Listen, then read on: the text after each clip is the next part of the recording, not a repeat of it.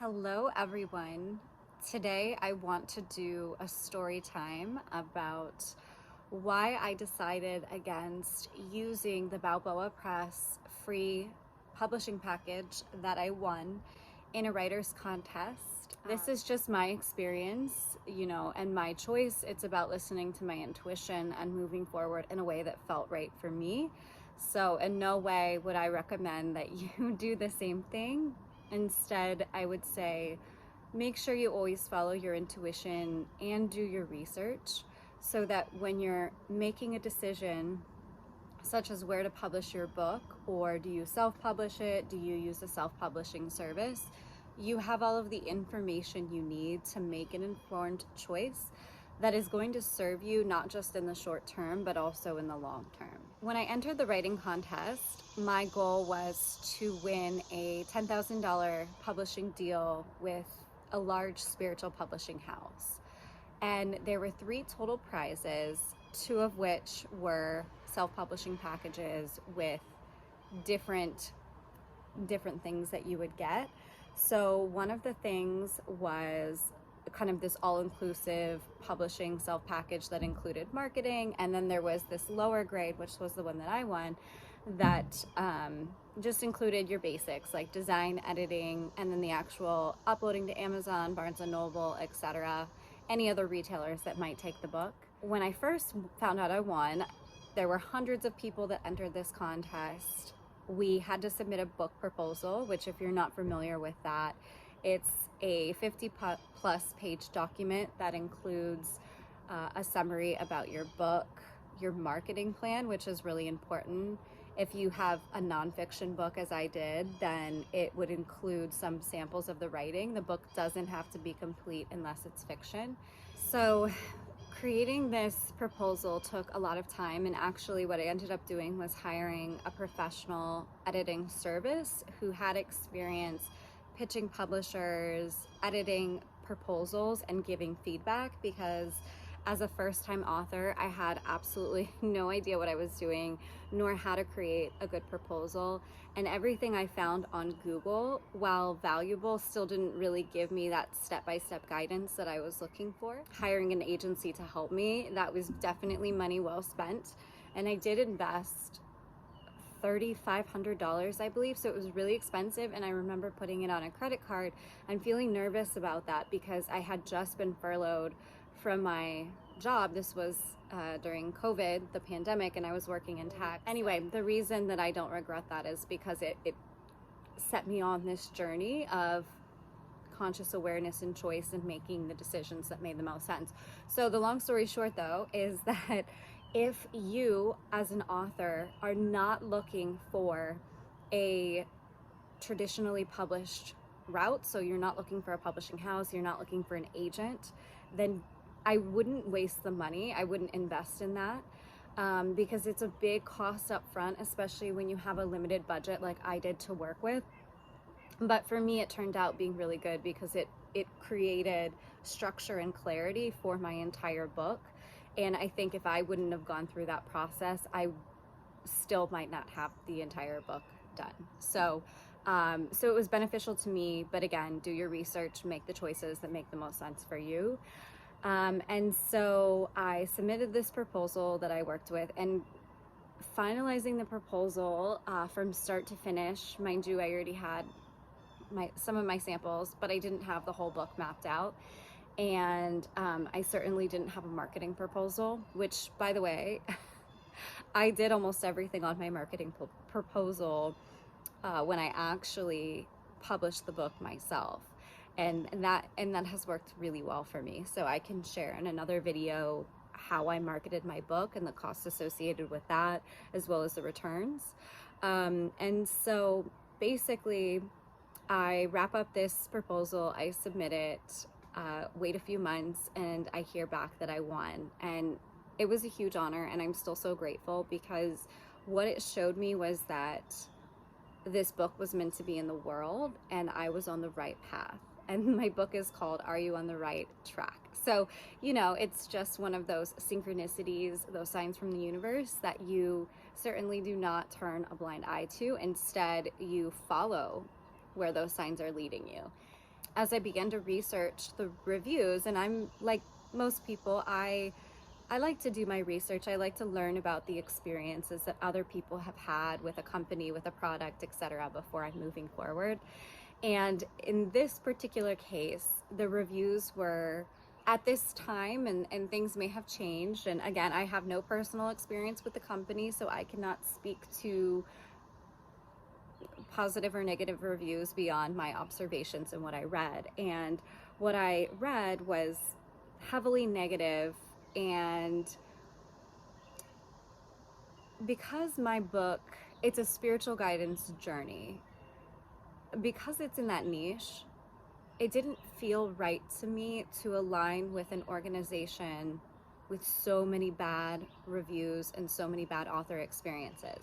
And now I understand people will sound the alarms when they have a negative experience much more frequently than when they have a highly positive experience. So I was trying to weigh this in mind with that awareness, but at the same time, it still was just not sitting right with me. I want the book to be aligned fully and to enter the world kind of free from any tarnishment. And that was the vision I had. So ultimately what I decided to do, also I should say, so when you're a self-published author, and if you have never published a book before, your royalties are much higher as a self-published author than they are if you go the traditional route or with a self-publishing company. So, and this isn't true for all self-publishing companies, again, do your research, but with Balboa, they take a percentage of each book sale. So in addition to you having to pay for their services, and my package was free, so that would have been included for design and editing and so forth, which I did end up paying out of pocket myself because I hired a professional designer and a professional editor because I wanted this book to look like it came from a publishing house, not some amateur piece of work, because I was pouring my heart and soul into it. So making that investment was important to me, and I had to take my time to do it, to save up the money, but I did do it. And so it actually took 2 years to publish the book after I won that initial publishing package. But anyway, it just didn't make any sense to me. You're already making your money through the design and editing services and setting up the packages and the marketing for people who decide to purchase that as well. Why would you also take a percentage of my sales? To set the expectation, author royalties are very low no matter what route you go. When you do a traditional route, you can get an advance. It tends to be small for a first-time author, but there have been large advances, and you have the benefit of working with an agent, a publishing house that have a wealth of experience within the industry. They know how to market books. This is their specialty. And so giving up royalties to people who are investing in you and taking the risk in a new author, that's a completely different story. And I think it's worthwhile still for many, many people.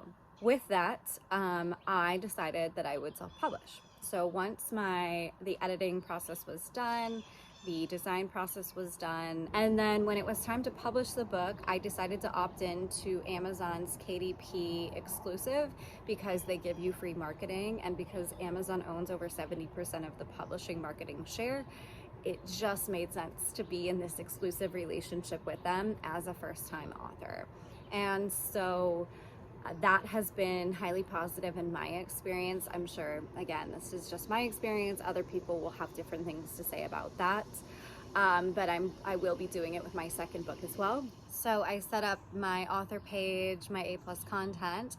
And if you're not familiar with A+ content, do yourself a favor and get familiar with it, because regardless if you go the traditional route or you go and self-publish, you can control your A+ content. And it's a huge opportunity for you as an author to make another impression on a potential buyer and basically show them a sneak peek of your book and what they'll gain from purchasing it. And so I set all that up, working with my designer, making sure it looked professional. And then I partnered with several large niche publishers, publications, whatever you want to call them, within my specific niche, right? Because it needed to be super focused to potential clientele who would be interested in reading my book. So not every magazine or blog or influencer is going to be relevant. And the ones I selected were Spirituality and Health magazine, which I did a 3-month campaign with, and Tiny Buddha. I did a 30-day campaign with Tiny Buddha, and then I have another campaign with Tiny Buddha for my next book coming up, because that was wonderful. I also did Amazon ads, and what I learned in my experience was that Amazon's automated targeting does not work for me. I was not spending a lot of money because it wasn't really spending my budget, and I left it on for 60 days, so I did allow it to fully optimize. It just was not working for me. So instead, I did my research, I watched videos, and I learned how to do manual targeting on Amazon, and that worked really well for me. So it wasn't a huge, like, splashing success. I was selling 2 books a day with the ads, but I set my budget to $10 a day. It wasn't spending $10 a day. I was getting 2 sales a day. So that was about $4 to $6.70 in royalties a day. And I continued to let that optimize with the ultimate goal of obviously having it make money versus spend money. And that's really something that starts to happen as you publish a second, third, fourth book. And so I keep those running so that once my next book goes live, the costs start to even out. And by the time I get the 3rd one out there, then you start to get that return. And the return is going to be small at first. And I'm fully prepared. I'm in this for the long haul. My experience was never to be like overnight, this is my full income stream. Instead, it was very much about, I had this important piece of work inside of me that I needed to share with the world, and that I felt was, not only was I being guided to share, but when I was actually writing this guided journal, it felt like the words were coming through me, but not from me. And so to me, even if that's one person that finds it so transformative, it was meant to be here to serve that one person. Launching the book changed my life. I'm so happy that I listened to my intuitive pull and I did my research to understand that although exciting, it's easy to get distracted by the bells and whistles, but you really have to make choices that are aligned with you.